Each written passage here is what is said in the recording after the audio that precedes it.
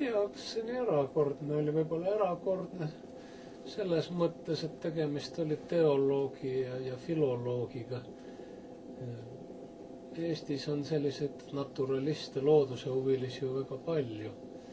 Ja ka tema teadmised taimedest ei olnud nii palju suuremad, aga ta tegi seda kuidagi väga tõsiselt ja põhjalikult. Ja tema luules, ta ei ole jällegi ainuke, ka Bernard Kangrol on need taimenimesid palju. Ja Visna puhulgi on ja teistel. Aga tema luule on kindlasti see, kus sa võid kindel olla, et ta nimetab taimi õigete nimedega. Ja linde ja keda veel. Nii et ta tundis loodust ja see kindlasti on mind mõjutanud selles mõttes, et tekitanud arusaamise, et loodusest kirjutada ka luulevormis on siiski väga oluline ja vähemalt kasulik seda ka tunda. Ja nii ma arvan praegu ka. See on tõesti. Maasingi raamat. Kas ta oli inimene, kes lahkesti andis mõne raamatu kaasa või juhatas, ütleme, seda noort tudengit mõnes niimoodi otsa peal, et mida peaks lugema ja kuhu võiks mahligu suunata? Maasing vastas kõigile mu küsimustele ja mul on väga kahju. Noor inimene on rumal, et ma ei kirjutanud seda kõike üles, neid vestlusi temaga. Ta laenas lahkelt raamatud. Muidugi kõiki, mitte kõiki neid, mida ta kasutas igapäevases töös.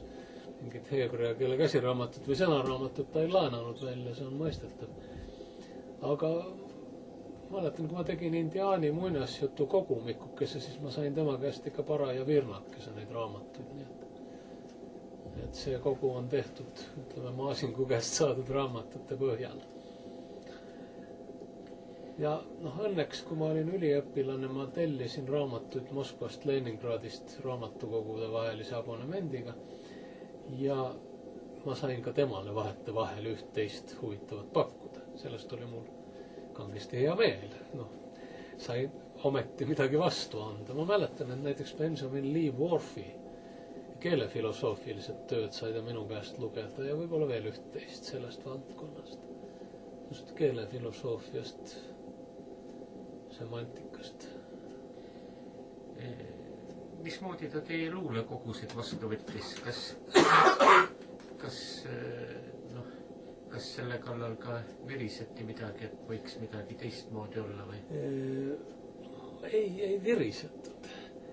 Tähendab, ta võis mõnikord olla ilmselt halvas tujus ja võis olla väga järsk ja mõnel hetkel võis ta olla üllatavalt väiklane. Ja üllatavalt palju seal toas ilusate lillede all klatsiti teisi inimesi. Aga jah, ma kardan, et küllap ka mind seal läbi võeti.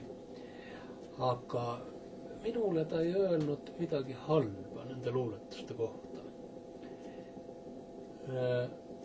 Ma viisin talle sel samal 59. aastal esimesel kohtumisel krabasin kaasa paar koolivihikut, kus mul olid kirjutatud selles vanuses 16-17 kirjutatud luuletused.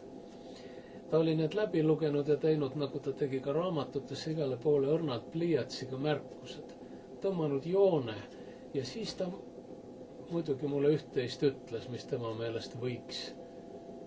Võib-olla kõige enam ta leidis, et tuleks eesti keele rikkusi rohkem kasutada.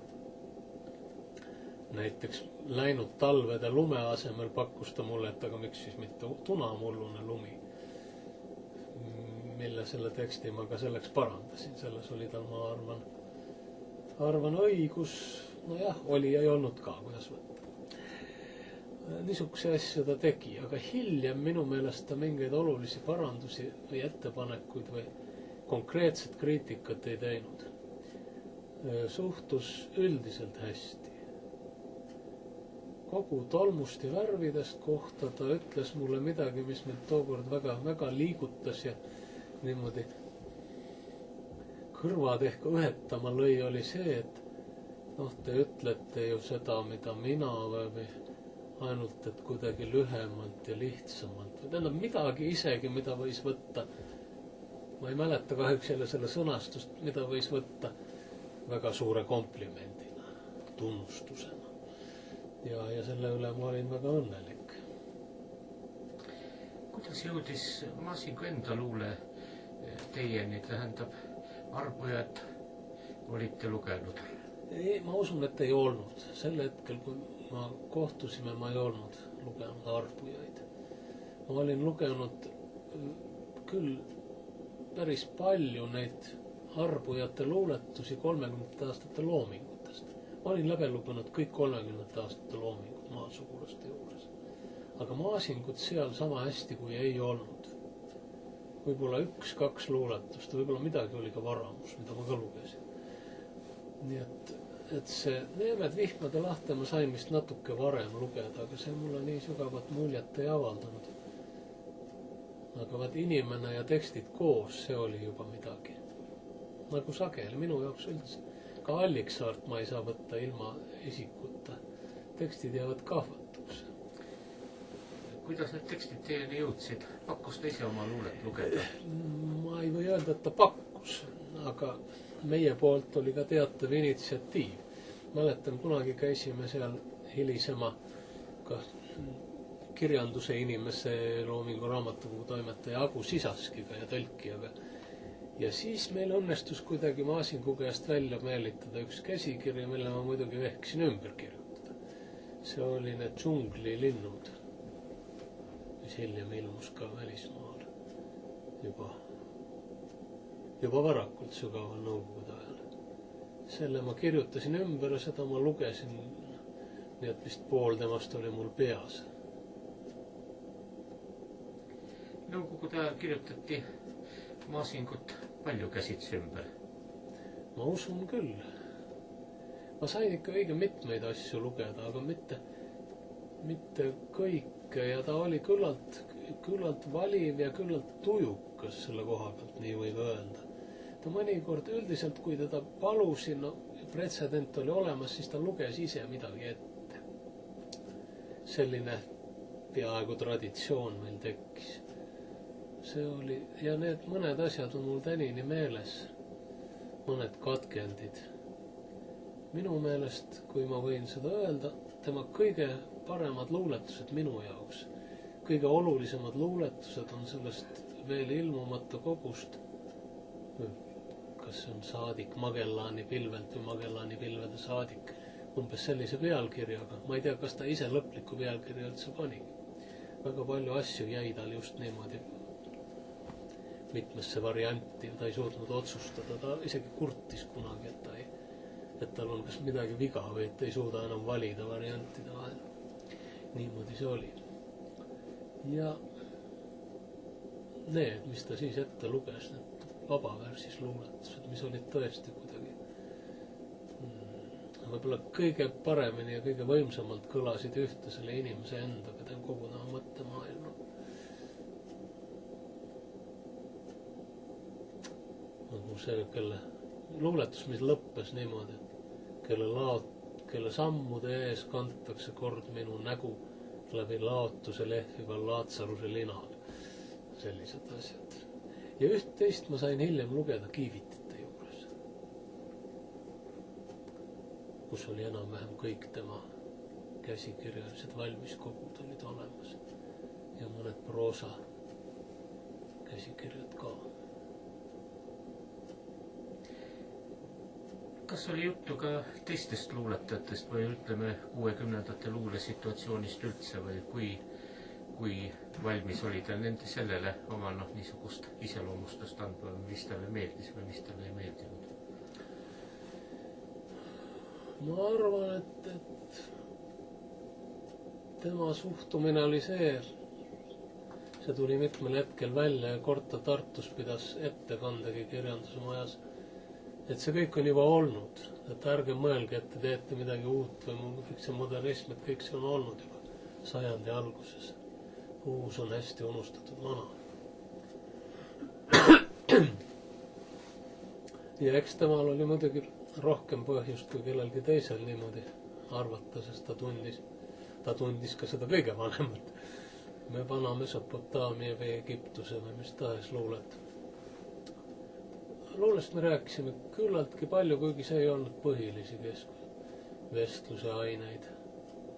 Nii et ma tema luule lemmikuid ma tean võrdlemisi hästi, kes talle meeldisid. Aga Eesti luulest paraku neid eriti palju ei olnud. Mis olid põhilised vestlusained?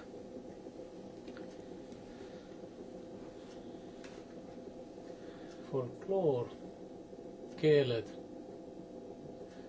küllalt palju ka maailma sündmused, poliitika isegi.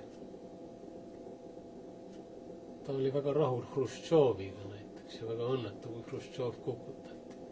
Ta vihkas Maotse tungi. Üldse ta oli väga emotsionaalne inimene, ta võis öelda täiesti niimoodi rabavalt, järsult ja lausa võikalt, umbes niimoodi, et kõik suured rahvad tuleks ära hävitada, seda ma mäletan väga selgelt. Ja siis tegi pausi ja ütles, et aga vene rahvast tuleks kahju, et seal on nii palju toredaid inimesi. No muidugi, inimene, kes niimoodi ütleb, tal peab midagi viga olema. Selles mõttes ma usun, et ühe mu artiklikese pealkiri Haige geenius on omal kohal. Niimoodi ei tohi öelda. Kui inimene niimoodi ütleb, siis peab midagi väga viga olema. Ja no see on ka umbes alus. Rahvaste hävitamine. Ka kurdide kohta rääkis, et see rahvas oleks tulnud ära hävitada. Aga nii see oli. Niimoodi ta rääkis. See on tõsi. Artikkel Haige geenius mõjus tol ajal, kui klaas külma vett selle Maasingu juubeli niimoodi mannavahu peale, tähendab, see oli. Jah, no mul on, ma ei tea tänini, kas see oli kõige õigem, et ma selle kirjutasin. Võib-olla see aeg, aga teiselt poolt ma ei saanud ka seda kirjutamata jätta, sest ma teadsin teda liiga hästi. Ja see oli minu jaoks ikkagi liig. See Maasingu mütologiseerimine või Maasingu oli ikkagi niivõrd vastuoluline ja eriline inimene. Ja sugugi alati mitte hea ja leebe inimene. Ta võis olla väga järsk, ta võis olla väga suuremeelne, aga väga väiklane. Väga hea, aga ka väga väljendites väga julm. Seda kõike peaks teadma, et saada ikkagi täist pilti inimesest, kes kahtlemata väärib seda, et teda täielikult hinnatakse ja mõistetakse. Tema kujunemist ja tema vaateid. Ma mäletan, ta kunagi rääkis sellest, et islam oma alguses oli sekt. Ta Muhammedi, prohvet Muhammadisse suhtus väga halvasti. Leidis, et Koraan on samasugune rumal raamat kui Mormoni raamat, Book of Mormon, kuidas ta nüüd ongi. Ja et seda võib, kui lugeda, siis ainult lõpust, et kui lugeda teist suurat, see on see kõige pikem lehma suura, et siis tuleb tahtmine Muhammed hauast välja kaevata ja kuskile jõkke visata. Ka need on tema tsitaadid. Aga et islam muutus religiooniks sufismi kaudu. Ja tähendab, on olemas, iduga on olemas teatud eeldus selleks, et tekiks mingi Maasingu sekt, mis milleks seda veel vaja on. Minu arust inimesi nagu Maasing tuleks võtta ikka just nii, nagu nad olid. Kõigi nõrkuste ja tugevustega, aga need nõrkused ja tugevused ja kuidagi kuuluvad kokku, nad täiendavad üksteist. Muidu ei saa aru inimesest, kui sa ei... Ma olen ise mõelnud, et inimesest tuleb teada kahte asja, et teda mõista. Mida ta kardab, üks asi. Ja teine asi, et leida üles laps selles inimeses. Ja ma ei tea, kas ma Maasingu kohta saan öelda, kus see laps oli, aga ma tunnen, et mingil hetkel võib-olla ma seda last nägin. Siis ma sain tast paremini aru. Laps, kes oli lapsest peale olnud selline haiglane, kehvade silmadega, nõrk, aga erakordselt andekas, on geniaalne ilma mingi kahtluseta. Väga üksi, väga teistsugune kui teised, kes absoluutselt ei sobinud ei oma kodus, ei mitte kuskile, kelle vahekorrad teistega kujunesid väga kummalisteks. Mis mõttes ta otsis lähedust, tal oli vaja teisi inimesi, aga ta ka kartis seda. Ta meelitas noori inimesi ligi. Mõnikord lausa niimoodi meelitas, avas ennast, rääkis, et mida andis head nõu ja ma isegi küsisin oma armastuse asju tema käest. Kõike isa mul ei olnud. Ma nagu isegi klammerdusin võib-olla sellepärast tema külge ka rohkem, et tundsin, et mul on nii vaja kedagi, ühte vanemat meest, keda uskuda, usaldada, olgu või kummardada. Aga siis äkki mõista muutuda väga tõrjuvaks ja öelda midagi väga teravat ja seda elasin mina ja teised minusugused kohutavalt läbi. Me olime täiesti loppis ja õnnetud ja meeleheitel siis, kui masin meid hetkel ära tõukas. Ma talle ka kunagi ise ütlesin, et minu meelest ta käitus meiega nagu Seeba kuninganna, et võlus meid oma ehete ja ilu ja huljuste või ehete tilinaga ja siis aga ometi niimoodi. Kahtlemata täiesti tahtmata ja ise seda märkamata või püüdes seda võib-olla vältida. Aga ühtpidi tõukas, teistpidi tõmbas ja tõukas ühtaegu eemale. Ja nagu me teame psühhiaatriast, see mõjub mõnikord noore inimese psüühikale küllaltki rängalt. Nii et selle kõik elasin ma läbi väga intensiivselt. No ilmselt sellesse valdkonda kuulub ka tema tavapärasest tunduvalt võimsam kiindumus oma õesse. Oma lapsepõlve kaudu tähendab. Ma ei tea, ma ei ole tema õde vist kunagi kohanud, õemeest saagi küll korra või paar. Kui siit edasi minna, siis kirjandusteadusest on tulnud see termin, et Masing oli siseemigrant. Et kas kõik suured looja isiksused paratamatult muutuvad siseemigrandiks ja võib-olla siit küsimuse teine osa, et kas Jaan Kaplinski võib enda kohta öelda, et ta tunneb ennast aeg-ajalt Eestis kui siseemigrant? Praegune Eesti on siiski vaba maa. Ja Jaan Kaplinski, ma arvan, et mõni teinegi võib siit ju ära minna, kui ei taha siin enam olla. Nii et ei, ma ei oska praegu küll seda öelda. Nõukogude ajal mõnel hetkel ehk ka, aga mul on kogu aeg meeldinud elada omaette maal. Aga siis jälle tulla maalt välja, elada mõni päev või tund seltskonnas, sõita Pariisi akadeemia koosolekule, esineda seal, suhelda 20 inimesega ja siis tulla tagasi maale ja minna metsa puid lõikama.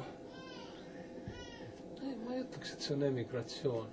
Masinguga oli asi traagilisem. Aljan Tudam kirjutab, et Masing oli nagu öelnud, et kõik tuli nii ruttu, et ei olnud aega ära minna. Ma ei tea, mina ei ole kunagi küsinud ta käest. Aga mul oli tunne, et ta ei oleks läinud. Ma tean, et Saksa ajal pakuti talle mingit kohta kuskil kas Kiilis või Saksamaa ülikoolis. Sellest ta keeldus. Aga sealt oleks olnud väga lihtne edasi minna. Aga ma ei tea, tähendab, tal kahtlemata võis olla teatud suhtlemisraskusi teiste inimestega. Ja osalt ta kompenseeris neid nende noortega, kes teda käisid niimoodi kummardamas.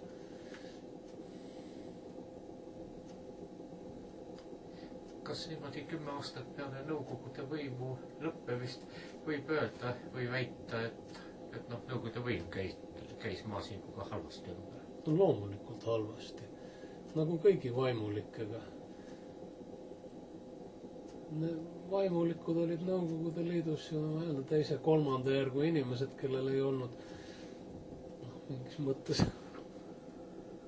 neil ei olnud ju tegelikke õigusi teha oma tööd. see oli nii piiratud ja nad ei saanud ju midagi avaldada. Nõukogude ajal ilmus vist üks Luteri kiriku aastaraamat ja see pisikene ajalehe paberil kalendrik ja see oli kõik. Kirik on ju ka ikkagi, kiriku inimesed tegelevad tekstidega, neil on vaja avaldamisvõimalusi, neil on vaja võimalusi teha oma tööd ka haiglates, no olgu koolidega, kuidas on. Kui me ka koolid välja jätame, siis igal juhul teha noorte laagreid ja mida kõike, see kõik oli ju keelatud. Ja Masing oli võib-olla kõige rängem oli see, et ta ei saanud, tal ei olnud nagu enam õiget tööd või ta oli ikkagi Vana Testament oli tema põhitöö. Kui ükskord hakkas konsistooriumi juures need kaugõppekursused, see ei olnud ikkagi ülikool, see oli ainult usuteaduse alane haridus, seal ta siis pidas loenguid ja seal ta sai rääkida kõigest, mis talle pähe tuli ja ta kasutas seda võimalust. Mäletan, keegi tema õpilane rääkis, kuidas ta oli seal Gaussi kõver, statistika või tõenäosusteooria asju seletanud seal. Omamoodi tahtis ta sellest rääkida, mida ta mõtles. Tal ei olnud oma mõtteid kellegagi jagada. Aga samal ajal ma ei tea, kas tal oleks mõnes teises riigis see olnud palju kergem, sest mõtted olid niivõrd erilised. Ta ei mahtunud mingitesse raamidesse. Üks asi, mida ta mulle rääkis peaaegu esimesel kohtumisel või esimestel kohtumistel oli see, et tegelikult tal sai üsna pea villand sellest heebrea keele õpetamisest, et hakata iga sügise uuesti otsast peale alfast ja alefist ja taavist või taust. Et ta mõtles, et ta läheb ära Kesk-Ameerikasse, et oleks sinna maiade juurde läinud. Et oleks teinud neile ühe kirjakeele, ta õppis seda keelt või neid keeli. Aga ütles, et siis oleks mind ka vist ära tapetud, et küllap ma oleks olnud nende Arbensi meestega. See vasakule kalduv valitsus Guatemalas. Niimoodi ta rääkis, et tal oli plaan Eestist ära minna, aga mitte Kiili, vaid Guatemalas. Kui tõsine see plaan oli, seda ma ei oska öelda. Kas niisuguseid mõtterännakuid ajas edasi ja tagasi oli palju? Kas jutus oli ka Sumeri ajast? Jaa, seda kindlasti, aga võib-olla Sumeri ajast vähem, sest seda jälle mina üldse ei tundnud. Mõned niisugused küsimused, mida ma küsisin, nendele ta vastas. Aga üldse ta rääkis palju sellest, tema uskus ja minu meelest uskus väga tõsiselt seda, mida me eesti keeles nimetame hingede rändamiseks. Mis ei ole jälle teoloogide hulgas eriti just nii nagu sellele vaadata hästi. Aga peab ütlema, et kristlikus teoloogias selline subkultuur või natuke ketserlik traditsioon on kogu aeg olnud. Väga tuntud teoloogide hulgas on olnud neid, kes seda usuvad Origenesest peale ja kas Venemaal ei olnud Solovjov, see teoloogia filosoof, aga Masing oli. Ja ta rääkis mõnigi kord sellest, kus ta arvab, et ta on elanud. See on see, mida hilisemas juttudes räägitakse, sellele on nagu lisatud termin, see otsekaemus. Et ta nägi konkreetseid asju, konkreetseid situatsiooni, konkreetselt minevikus. Et see on see 1343 kusagil see. Ja 1343 ta ütles, et ma olin seal. Et see uks, et kui ma lugesin seda ürikut, selle ukse ukse kohta, et ma kuulsin selle ukse kriiksu vist, ma kuulsin seda. Selles oli ta täiesti kindel. Siis ma usun, et ta isegi ei mänginud, ta rääkis täitsa tõsiselt seda. Ja siis tal on luuletustes on seda üht-teist, midagi oli tal seal Bolgari riigis, Volga ääres.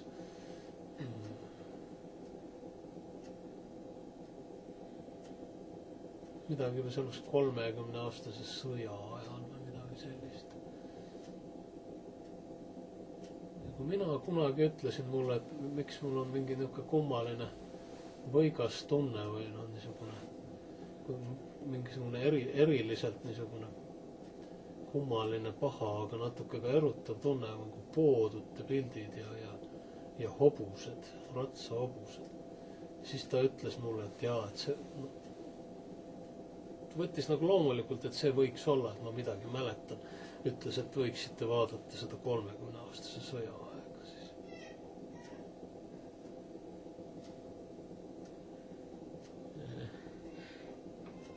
Kas siit on ka mingid paralleeli Vaasiku suure lemmiku müstik Bleikini, et alati, et tolle perioodi teoloogidel oli nagu niisugune üpris suur huvi selle mehe vastu? Ma ise tunnen Bleiki väga-väga kehvasti ja ma Bleikist eriti ei rääkinud. Tema sõber Kannukene oli suur Swedenborgi austaja. Aga Swedenborg Maasingule eriti nagu ei öelnud midagi.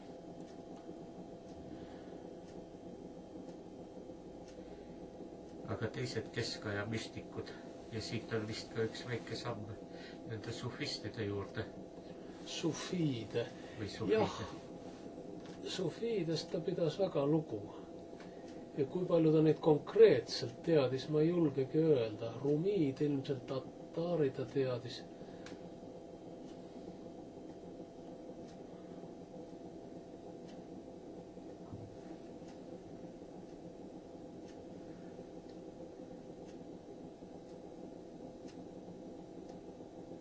Ja kahtlemata meister Eckhartit. Kunagi, kui ma küsisin midagi Eckharti kohta, ta ütles, see oli Euroopa kultuuri algus. Aga kunagi ta ütles umbes samad sõnad Karl Suure kohta. Need ei välista üksteist, nagu eri mõttes.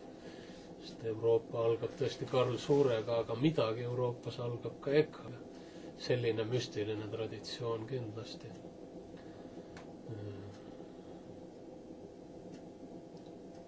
Ta on ennast müstikuks nimetanud, seda ma mäletan kahtlemata.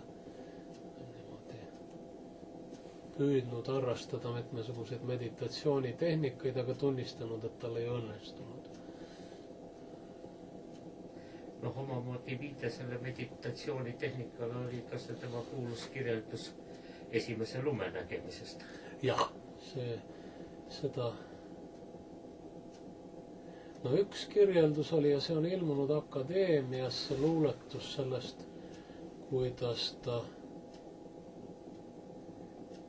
kuidas ma sattusin siia läbi, ma ei hakka seda praegu otsima, tessarakt, kandlekeelte või midagi niisugust.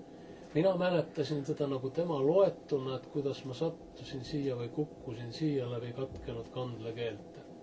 Selle luuletuse kommentaar oli üsna pikk, mis ta rääkis. See võib huvi pakkuda. See oli niimoodi, et nad olid olnud kuskil seal samas Raikküla kandis, ühe mäe peal, kus oli triangulatsioonitorn. Ja äkitselt tal oli nagu kustunud täiesti see kaasa ja taju ja suur osa mälust. Nii et ta nagu virgus ja talle tundus, et ta on väike poiss ja peab varsti kooli minema. Ja ei saanud aru, kes on see võõras naine tema kõrval. See oli tükk aega kestnud ja oli tema jaoks olnud midagi väga, väga head ja ilusat, selline kogemus.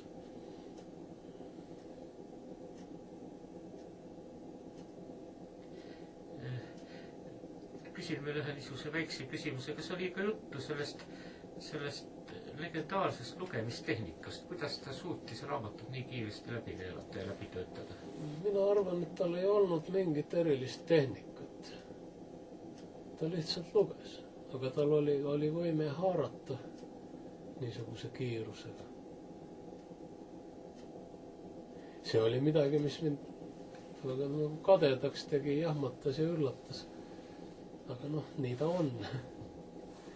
Aga kunagi ta seletas ise, tal oli luuletus sellest Laatsarusest ja rikkast mehest, vaesest Laatsarusest ja rikkast mehest, kus ta võrdleb ennast rikka mehega.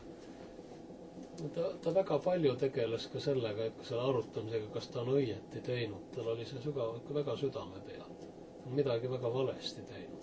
Ja üks mõte oli see, et ta on liiga palju ahminud teadmisi kokku.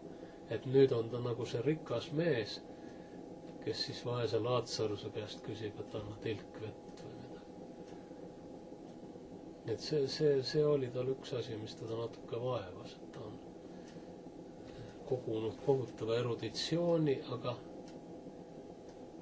no, see oli tal kogu aeg, et eruditsioon ja teadmine ei ole midagi, vaid loeb ikka mingi tõelisem kogemus, nimetame seda siis müstiliseks kogemuseks. Enda ületamine, endast lahti saamine, vabanemine, lunastus. Ta oli selles mõttes ikkagi teoloog ja see oli kogu aeg. Ja sellest me väga palju ka rääkisime, niivõrd kui sellest üldse rääkida saab. Me tegime seda. Kas on midagi niisugust jääb hingele kripendama, mida ma ei osanud küsida? Et millest kindlasti oleksite tahtnud rääkida, kui tuleb juttu? Ma ei tea, ma peaksin kunagi kirjutama sellest kõigest, aga seda on nii palju, väga hea on, kui keegi küsib. Aga võib-olla ma ei osanud kõike küsida. Kahtlemata, aga ma ei osanud ka mõelda selle peale, mida veel oleks võinud küsida või rääkida. Üks asi seoses selle sama kogemusega, see endast vabanemine. Ta nagu ütles, et inimese eesmärk on nagu iseennast lammutada või iseennast lahti võtta. No, niisugune väga omamoodi budistlik lähtekoht. Tornist alla hüpata. Tuleb ronida torni otsa, sealt alla hüpata. Aga nagu kas ta ütles seda, et ta ei ole suutnud alla hüpata või midagi niisugust. Ja ta ei, kuidas ma ütlen, ta oli väga rahulolematu iseendaga, seda kindlasti. Aga ka kõige muuga. Kui inimene ei armasta ennast, siis ta on ka rahulolematu või ei armasta ka teisi eriti. Mõnikord see lõi välja, mõnikord mitte. Mul on tunne, et enda vanuste hulgas tal elu lõpul ei olnud eriti üldse sõpru.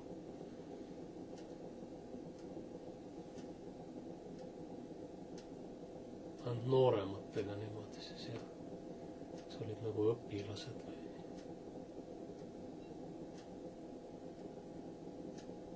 Kas Uku Masing oleks olnud Uku Masing, kui ta kõrval ei oleks kehat olnud? No, oleks loomulikult olnud, aga ta oleks olnud võib-olla veidi teistsugune.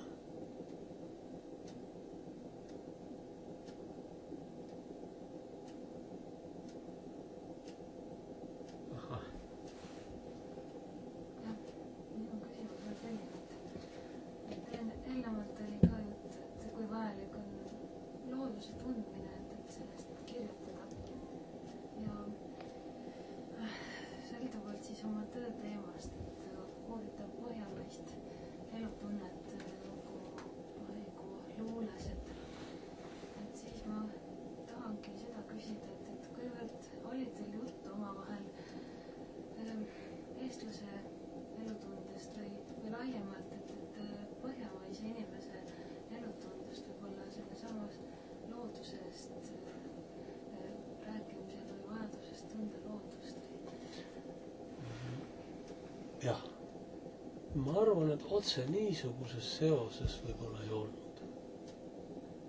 Aga see, et loodus talle väga hingelähedane ja ta südant valutas selle pärast, kuidas laastatakse, hävitatakse loodust ja jälle need neetud lääne inimesed ja indogermaanid kõike hävitavad. Aga sest põhjamaised, tal on ju see artikkel boreaalsest mentaliteedist ehk taevapõda rahvaste meelest. Võib-olla selle asja kujunemist ma natuke sain jälgida, sest kindlasti üks väga tugev impulss oli see sama Benjamin Lee Whorfi teostega tutvumine.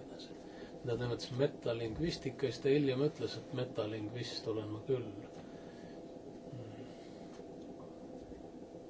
Et ta siis hakkas, aga ta oli juba varem, juba Eesti ajal oli ta arutanud selle üle, mis võiks olla eestipärane Kristus ja püüdnud nagu süveneda eesti keelde.